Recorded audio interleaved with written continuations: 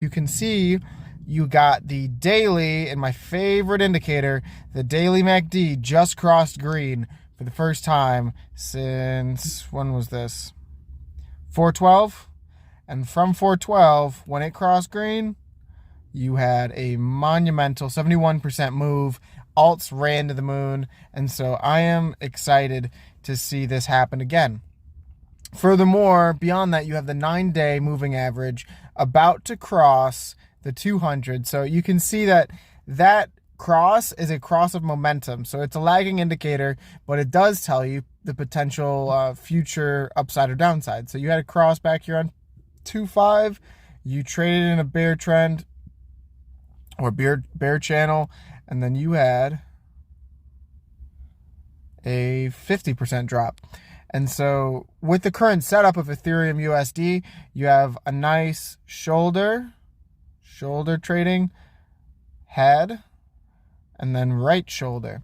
And so if you guys didn't know, the way that you take the profit target from this is you take from the top of the head to the neckline. So the neckline is your top of the support or bottom in terms of head and shoulders, but this is an inverse head and shoulders. You take from the top of the head to the neckline, and then you take from that line to the neckline, and that will give you your measured move for the breakout. So we are potentially looking at a 9-day moving average cross above the 200, and then this 50-day moving average is swinging to the upside. And so you love to see the price action move up here, because if you keep going, you're inevitably going to get a golden cross.